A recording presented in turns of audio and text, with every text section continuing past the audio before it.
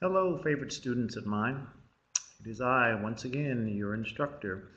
Um, we're welcoming you to the first class meeting of social work intervention with families and individuals, or individuals and families. We're going to spend a little bit of time today reviewing the reading assignments from the text. Some of this will be very familiar for most of you in that I know that and somewhere in the last several months that we've had some conversations about social work as a profession and direct practice. So as always, we encourage you to come to class prepared, do your readings, and we're going to walk through the highlights of your readings for today. And so stay tuned.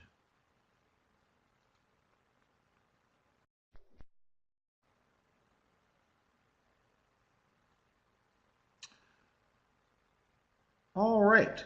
So we're going to talk a little bit out of chapter 1 about the challenges of social work and some of the things that we encounter. So again, for many of you, this will be somewhat of a review, but it's always good to continue to reinforce the work that we do and the importance of why we do things the way that we do. So bear with me as we walk through this process. Also, just to note that as I look at the authors of this particular text, that Dr. Rooney, the first Dr. Rooney and Strom Gottfried were actually professors of mine at the University of Minnesota many, many, many years ago when I was working on my master's program. So it's nice to see them giving back to the field. So with that, let's jump into our conversation for today.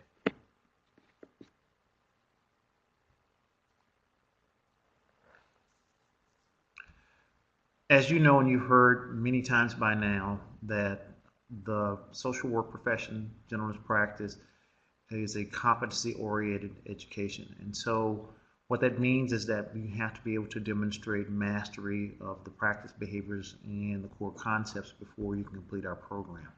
So you've heard me mention CSWE, which is the Council on Social Work Education, which is the accreditation body for all of the schools of social work across the United States. So it's very important. They set the tone and they set the standards for how we actually practice and how we actually teach.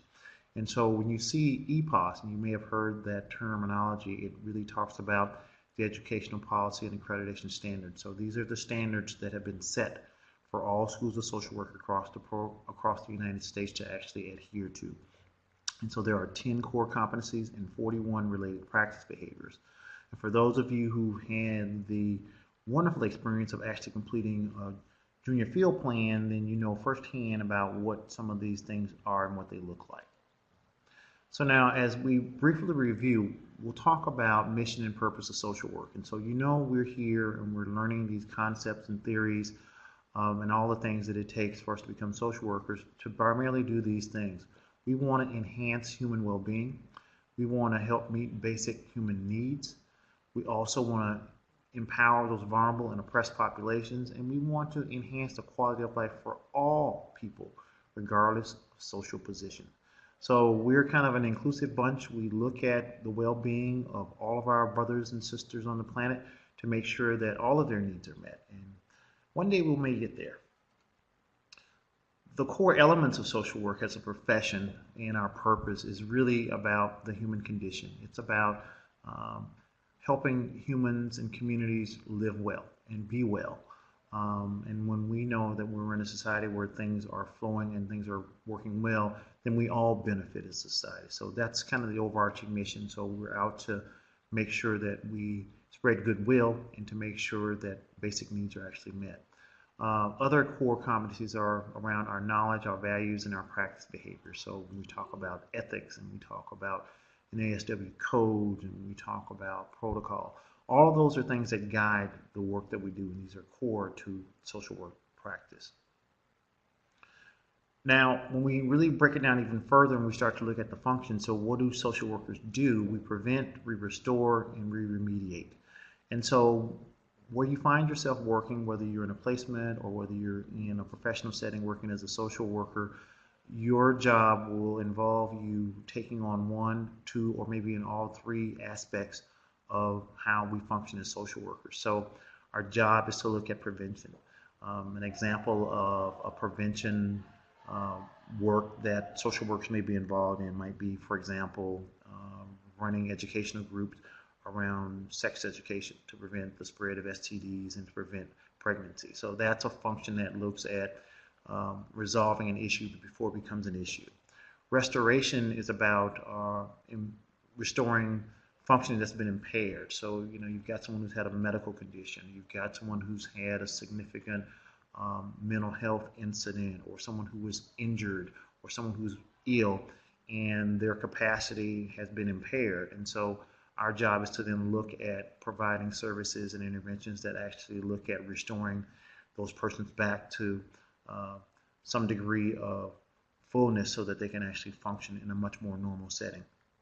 And then remediation, it's really about the elimination of social problems. So when you see programs that are looking at clean water, or looking at ending poverty, or looking at making sure that there's enough food for folks in the community, those are looking at remediating problems. So in some form or fashion, we're going to be doing all of those things over the course of the work that we do as professional social workers. Our values, as you know, are around mutual participation, acceptance, being confidential with the information that we have and being trusted with that, honesty, and responsibly handling conflict.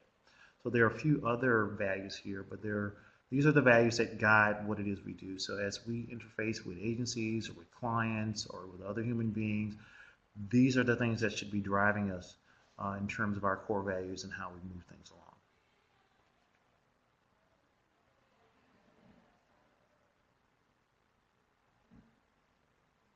We also look at those same principles and values around the well-being of the community and the human condition through societal institutions, making sure that they're humane in terms of how they are treating its constituents, as well as also looking at making sure that we're as inclusive as possible in terms of looking at making sure that we are representing and working for the well-being of all populations. Now, as you go down this journey, what you will recognize is that we have a set of values that we have that come from our environment, that come from our upbringing, that come from any number of places that really form who it is we are as human beings. And so as we think about families and we think about family systems, and we know that all families are different, then how we all see the world is slightly different. So the key for us as social workers who are going to be effective is to actually recognize when there are conflict values, when there are things that don't necessarily line up with how you see the world, and to make sure that we work around those issues to make sure that we don't unduly influence clients, because clients have the right to have fair, open, and equitable service representation without having to deal with underlying motivations that we might have in terms of our own hang-ups. So it's a very important piece, and you'll learn more about that as you matriculate through the program, and especially when you go into some of your field placements. Our social work code of ethics and values. We have this code that talks about how we need to approach or how we look at things. And they provide us pretty much with a general guideline for how to think about the work that we're actually doing with the clients that we're paid to actually serve. So it's to our advantage to understand those. The core competencies, or the 10 core competencies that have been set down by CSWE, are here listed. And if you'll notice in your syllabus, in every one of your syllabuses, you will see a reference to these particular competencies. This will actually be the mirror image of what your actual field performance plan will look like once you go into a field setting, into a field placement, because you'll have to be able to demonstrate through agency tasks how you're actually able to understand and demonstrate some degree of mastery of all of these particular principles. So there are 10 in total.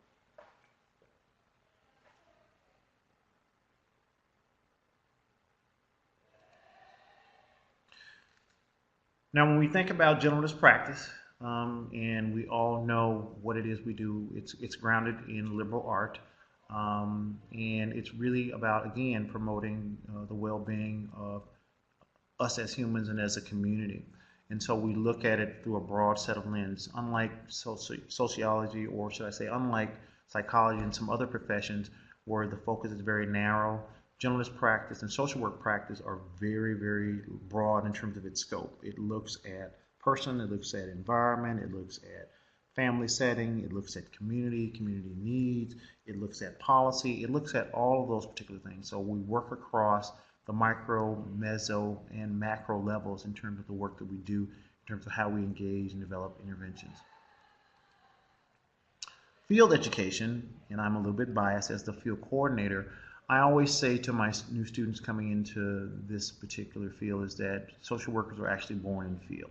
And so while we understand that the classroom learning is highly essential and is a must for us to move forward, but it's the application of what we've learned in the field setting with actual clients that actually makes the determination, and it helps us understand where social workers are born. So the field education process is very important to your education. It's just as important, equally as important, as you see here, as the classroom learning. We also work on system theories, and so when we think about those ecological models, we think about the broad scope, as I just kind of mentioned, when we talk about assessing person and environment. We have to pay attention to these different systems that are at play at all given times in terms of our work with families. So when we think about a habitat, we think about where people are living, what communities they're in, what kind of situations they're facing. When we think about a niche, we're thinking about the particular role that a client might play in the community. Are you a dad? Are you a homeowner? Or are you the person that is running drugs on the corner? All of these particular roles or need to be paid attention to as we start to work with and assessing the families that we work with. So target systems will look at all the systems that need to be impacted before change can be made. And so if I've got a mom or a parent who's not able to send a kid to school, and part of the issues around mental health and it manifests itself in terms of poor school attendance, then those target system needs to be mom, as well as referrals to agencies that could help her with some of those diagnoses, as well as collaborating and working with the schools. The client system would be the mom and the kid, or the parent and the kid, that we would actually look at providing service for to actually make sure that school actually occurred. And if we were to take it further and look at an action system, it really looks at the formal and informal resources that are needed to actually help reach the goal. So we've got to connect with school officials, the family's got to be involved, neighbors, transportation, other resources, and attendance are all kind of tied to that, as well as then the agency systems are really looking at what agencies are involved in a particular family's life to make sure that we remediate the issues that brought them to our attention in the first place. So when you think about system theories, we're thinking about it in a much broader scope and looking at the interconnectedness that occurs between systems. And we've got closed and open systems. We've got the concepts of multifinality and equifinality, many different ways to get to one particular conclusion, and recognize that also that there are some limitations with some of our system theories as well.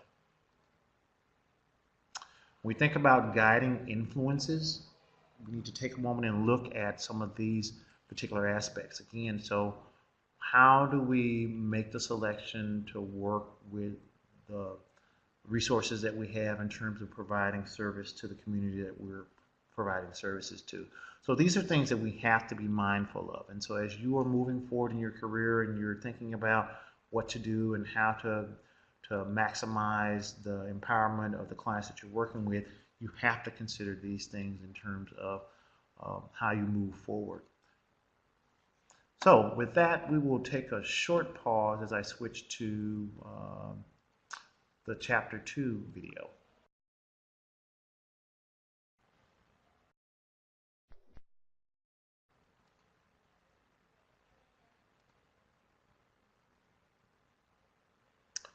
All right, so I have switched gears and we're moving on to the discussion around Chapter 2. We're going to spend some time talking about direct practice, domain, philosophy, and roles. Now, this group should look very familiar to all of you. This is the next group of whom I've dubbed the world changers. And so this photo was taken shortly after or at the beginning of the school year last fall. And I am challenging all of you as we move forward that you will be the ones who change the world. One person, one client, one family at a time. And so know that, and we hold you in high esteem. So as we think about Gentleness practice. Remembering from classroom work and activities that we've done before that we're viewing problems holistically. We're looking at all the systems that are involved and all of the different dynamics, and we're not just looking at the client themselves. We're looking at interventions that work across multiple levels. We're paying attention to micro, meso, and macro issues as well. So it's important for us to understand in gentleness practice that we're looking at a broader scope. And then when we talk about direct practice, we're really talking about working with individuals, families, couples, groups. Oftentimes folks will confuse or sometimes use them synonymously as clinical practice. That's really related more to mental health diagnoses and service provision for those suffering with mental illness. But it doesn't necessarily, direct practice can mean something else as well. And so we'll talk a little bit more about that. So now when we think about your roles as a social worker, these are the things that you will find yourself doing as you move into the profession. So as you can see, direct service providers do a number of different things.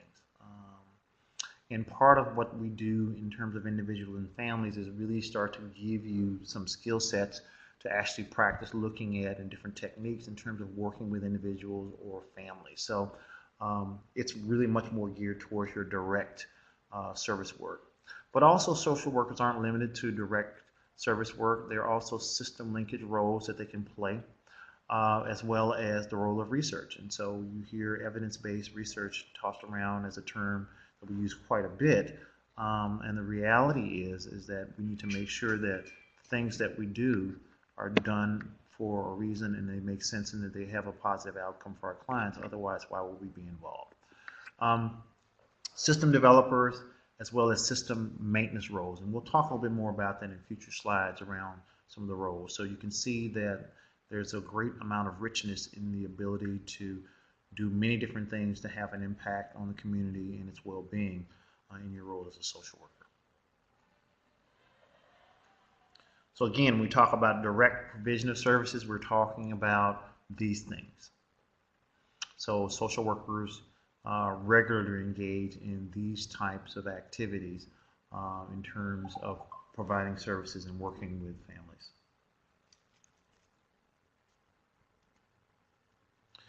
They also have system linking roles because, again, you know, if we think about the systems approach and we think about services being spread over any number of different areas with multiple levels of complexity, then there's often the need to be able to navigate what some of those systems are. And so social workers find themselves in roles as brokers and case managers and mediators and client advocates. So again, it's working in systems or working outside of systems to really bring some clear understanding to linking those resources to those folks who are in the most need.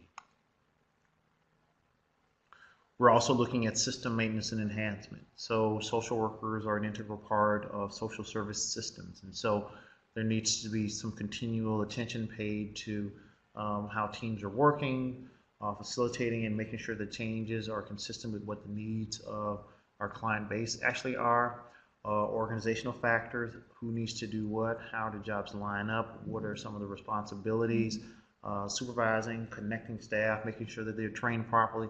All of these are aspects of social work that you will find yourself involved in at some point in time over your social work career. Research and the research consumer. So how do we know what we're doing actually works? We can have lots of good ideas, but if they don't manifest themselves in terms of the outcomes that are positive for the people that we're working with, then how useful actually are they? They're just nothing but a good idea. So it lends itself to the importance of research. And while you're in our program, you spend some time doing quite a bit of research as it's a part of your field experience as well as a part of your senior capstone as well, to make sure that you understand how important research is and how to actually conduct research on your own, because it could be very well a part of what you find yourself doing at some point in time as a social worker. Systems development, planning. Someone has to plan out how things are going to work. So when new policies come from states or from federal government, how are they going to be implemented? If they're designed to provide services and resources to the community. There needs to be some plans and some strategy about what the delivery looks like and what are some of the circumstances. So planners and program developers and policy and procedure folks are the folks who actually are looking at actually taking language and operationalizing it in ways that actually benefit the communities that we actually serve. As well as the advocates who work in terms of legislation, because as we know, we live in a very legalistic society and policy drives the day, so we have to make sure that there's clear understanding and adequate advocacy in the context of working for the betterment of our communities and those who we serve. So with that, we have pretty much hit all of the high points as it relates to our readings for the day. And so I would again encourage you all to revisit the text, to revisit the videos as often as you need to make sure that you have a clear understanding. But this has been a review of our social work as a profession. Hopefully you can see some of those things start to materialize once you're in the field and you're doing some field placements, and you have a better understanding of what direct practice means. So again, as always, we encourage you to come to class prepared and ready to do our review as well as participate in the in-class activities to enhance what we've just learned. So I hope to see you all soon in class. Have a good day.